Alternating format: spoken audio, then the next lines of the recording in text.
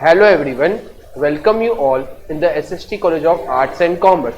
This is the SST Edupedia. I am Assistant Professor Akash Javrani.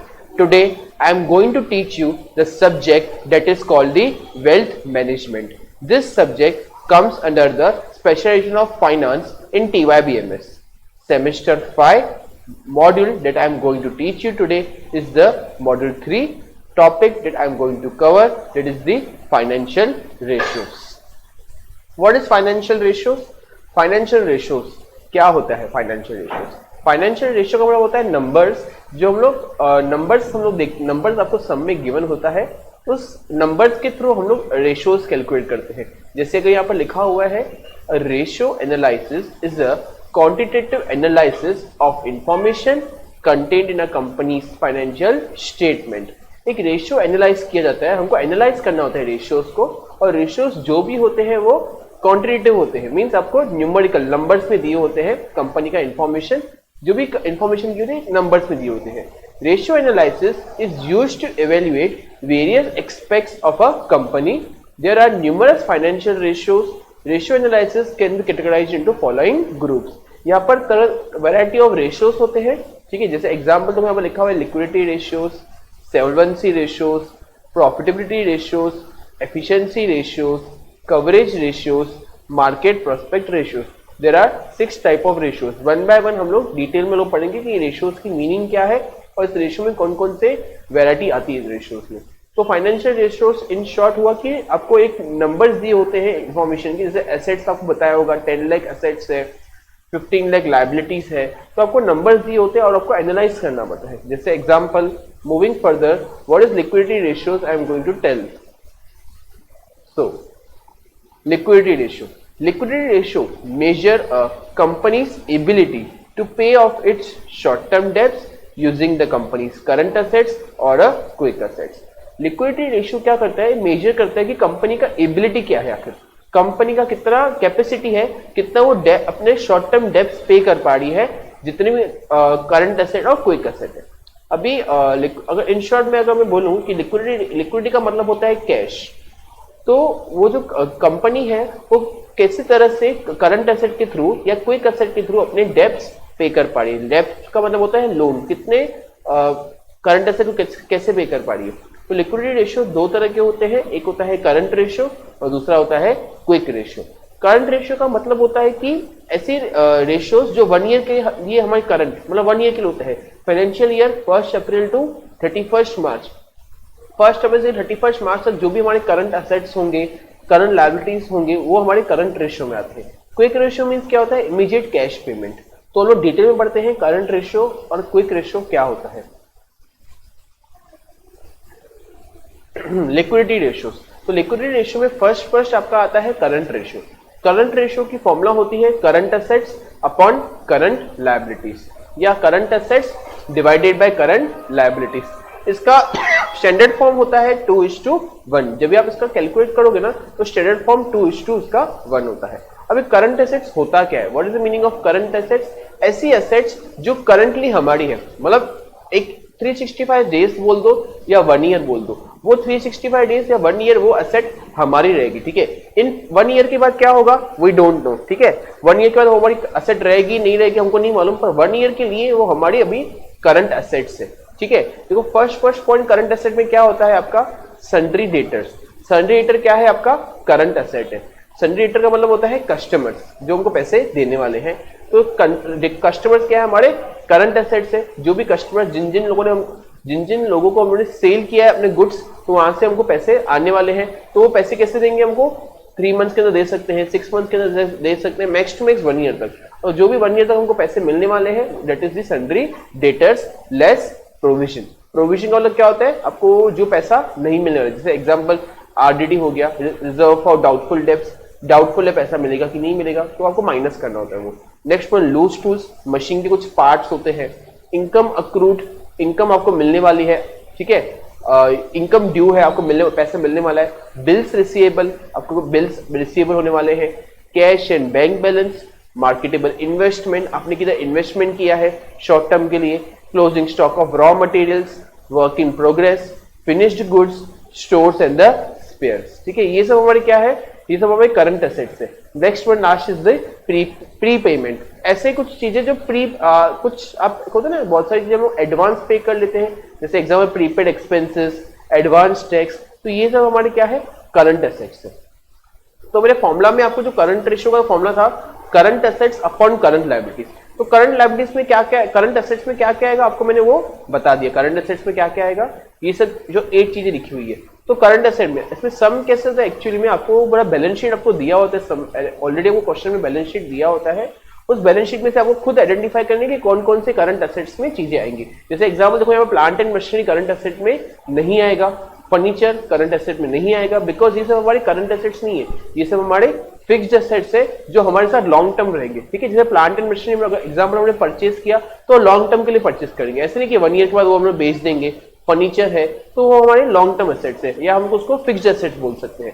तो आपको asset पे सब दिया होता है, जैसे प्लांट एंड मशीनरी, डेटर्स, ये सब आपको दिया होगा सब में, तो आपको खुद आइडेंटिफाई करना है कौन कौन से उसमें से करंट एसेट्स है। तो ये 8 चीजें हमारी करंट एसेट्स है। अब मूविंग फर्दर हम देखते हैं कि करंट लायबिलिटीज कौन कौन सी होती है।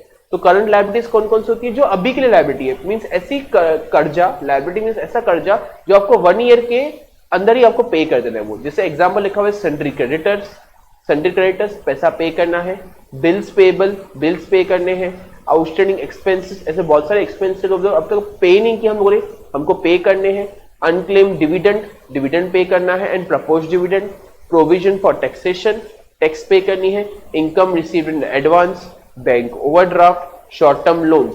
तो ये सब हमारे क्या है, करंट लायबिलिटी है। Moving further with the next formula, that is the liquid ratio, quick ratio, asset test ratio et cetera. तो ये सब हमारी क्या, लिक्विड रेशियो भी बोल सकते हो, क्विक रेशियो भी बोल सकते हो, एसेट रेशियो भी बोल सकते हो, तीनों का मतलब एक ही है। इसका मतलब है कि आपको इमीडिएट अगर पेमेंट चाहिए तो उसको बोलते हैं हम लोग लिक्विड रेशियो, ठीक है। लिक्विड रेशियो की फॉर्मूला क्या है आपकी, quick assets upon quick liabilities. ऐसे कौन कौन सी एसेट्स है जो हम लोग सेल करेंगे तो आपको ऑन द स्पॉट पेमेंट हाथ में आएगा, इमीडिएट आपको कैश मिलेगा, तो इसको बोलते हैं quick assets upon quick liabilities. ऐसे बहुत सारी लायबिलिटीज भी हो सकती है क्विक लायबिलिटीज जो हमको ऑन द स्पॉट उनको पेमेंट करना पड़ेगा। तो यहाँ पर इसका शेयर रेशियो क्या होता है, इसका 1:1 होता है। क्विक एसेट्स, क्विक एसेट के अंदर कौन कौन सी चीजें आती है, जैसे एग्जाम्पल सन्ड्री डेटर्स, आपको कस्टमर से आप ऑन द स्पॉट पेमेंट मांग सकते हो ऑन डिमांड। लूज टूल्स, आपके पास लूज टूल्स पड़े हैं, आप उसको सेल करके आपके पास ऑन द स्पॉट कैश आ सकता है। इनकम ड्यू या अक्रूड, आपको ऐसी इनकम जो आपको ड्यू होने वाली थी, आपको पैसे मिलने वाले थे, आप ऑन द स्पॉट डिमांड कर सकते हो कि पैसा चाहिए। Bills receivable, cash and bank balance and the marketable investment, these are all the quick assets. Moving further with the quick liabilities, ऐसी लायबिलिटीज जो हमको ऑन द स्पॉट पे करनी पड़ सकती है, ठीक है। सन्ड्री क्रेडिटर्स, पैसा पे करना है, एग्जांपल उन्होंने रॉ मटेरियल परचेज किया तो क्रेडिटर्स पैसा पे करना है। बिल्स पेएबल, आउटस्टैंडिंग एक्सपेंसेस पे करने हैं, अनक्लेम्ड डिविडेंड पे करना है, and the proposed dividend, and the last one is the provision for taxation, tax pay करनी है। तो ये हमारी लिक्विड रेशियो की फॉर्मूला थी, that is the quick assets upon quick liabilities, ठीक है। तो ये था, तो मोस्टली दोनों करंट रेशियो और क्विक रेशियो दोनों सेम होते हैं, बट थोड़ा उसमें चेंजेस है। वहां पर क्विक करंट एसेट में वहां पर 8 आइटम्स थे और यहाँ पर ओनली 6 आइटम्स थे। मूविंग फर्दर, मैं भी नेक्स्ट आपको सिखा रहा हूँ, that is the profitability ratios. Profitability ratios क्या होते हैं, profitability ratios show how well a company can generate profit from its operation. Profitability ratios analysis से वो क्या मालूम पड़ता है कि आखिर कैसा कंपनी प्रॉफिट जनरेट कर रही है अपने ऑपरेशन से। जो भी ऑपरेशन होते हैं, ऑपरेशन में जो भी इनके एक्सपेंसेस होते हैं, जो भी इनके वर्क होते हैं, ठीक है, तो जो भी एक्सपेंस होते हैं उसमें कितना प्रॉफिट कंपनी अर्न कर रही है, देखते हैं यहाँ पर। देखो उसके फॉर्मूलाज है, फर्स्ट वन फॉर्मूला है आपकी gross profit ratio. Gross profit ratio की फॉर्मूला होती है gross profit upon net sales into 100, ये फॉर्मूला है आपकी। तो ग्रॉस प्रॉफिट आपको सब में डायरेक्ट शायद नहीं भी गिवन हो सब में, तो ग्रॉस प्रॉफिट का कैसे फॉर्मूला होता है, how to find the gross profit, that is formula of gross profit is sales minus cost of goods sold. अभी क्या होता है, सेल्स तो आपको सब में आपको ऑलरेडी गिवन होता है, but cost of goods sold आपको डायरेक्ट सब में गिवन नहीं होता है कभी कभी। तो कॉस्ट ऑफ गुड्स सोल्ड की फॉर्मूला होती है, उसकी फॉर्मूला है कॉस्ट ऑफ गुड्स सोल्ड की formula opening stock at purchases at direct expenses less closing stock. Opening stock जो ईयर के स्टार्टिंग में होता है और क्लोजिंग स्टॉक जो ईयर के एंड में हमारे गुड्स बच जाते हैं, ठीक है, जो हमारे पेंडिंग रह जाते हैं, जो लोग सेल नहीं कर पाते। और डायरेक्ट एक्सपेंस में क्या होता है, जैसे आपका कैरेज इनवर्ड एक तरह का डायरेक्ट एक्सपेंस है, ठीक है, जो परचेज किया आपने उसका जैसे फ्रेट हो सकता है आपका डायरेक्ट एक्सपेंस। तो ये सब हमारी फॉर्मूला है कॉस्ट ऑफ गुड्स सोल्ड की। Moving further, in case of manufacturing concern, दो तरह के होते हैं, एक मैन्युफैक्चरिंग अकाउंट्स भी होता है, मैन्युफैक्चरिंग का भी होता है, दूसरा ट्रेडिंग का भी होता है। अगर मैन्युफैक्चरिंग है तो फॉर्मूला क्या होगा उसका, opening stock of finished goods at cost of goods produced. Cost of goods produce में कैसे होता है, direct prime cost material plus labour plus expenses less closing stock of finished goods. Net sales की formula है sales less sales return less allowances. Net sales कैसे निकलता है, sales में से जो भी माइनस करोगे आप सेल्स रिटर्न तो उसमें हमको नेट सेल्स मिल जाता है या लेस अलाउंसेस।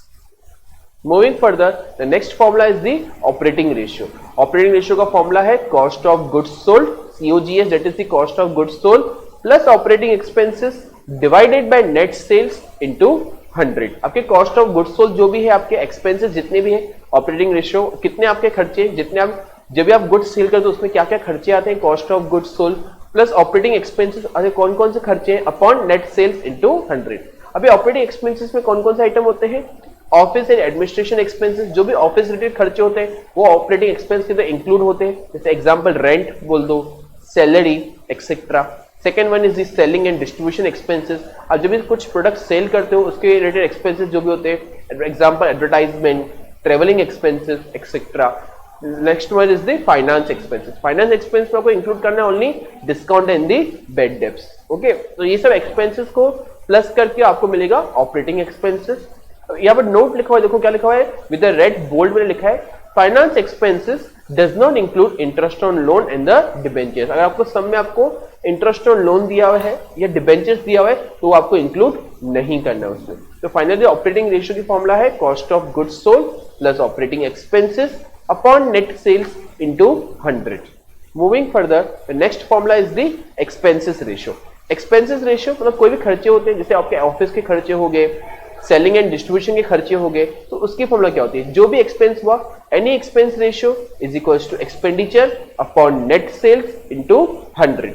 तो नेट सेल्स तो आएगा ही आएगा कि आपने कितना सेल किया और उस सेल की वजह से कितना आपका खर्चा होगा, जो भी आपने प्रोडक्ट सेल किए उसके लिए कितना आपका एक्सपेंस होगा। एग्जांपल अगर समय पूछ रहा है एडमिनिस्ट्रेटिव एक्सपेंसेस रेशियो, एडमिनिस्ट्रेटिव का मतलब होता है ऑफिस के रिलेटेड रेशियो निकालना, आपके ऑफिस के खर्चे निकालने, तो उसकी फॉर्मूला होती है administrative expenses upon net sales into 100। जो भी बोल रहे हैं, अगर वो सेलिंग एक्सपेंस रेशियो बोल रहे हैं तो न्यूमरेटर में selling expenses ratio upon net sales into 100। जो भी एक्सपेंस बोल रहे हैं वो न्यूमरेटर में आएगा अपॉन नेट सेल्स होगा इनटू 100। नेट सेल्स का पहले से फॉर्मूला बताया था मैंने, sales less sales return less allowances. कभी कभी होता है ना, सेल हम लोगों ने किया और वहां से कुछ सामान रिटर्न आ गया, कुछ कस्टमर सामान रिटर्न दे दिया, तो लेस सेल्स रिटर्न, जो उसका आंसर आएगा वो आपका होगा नेट सेल्स।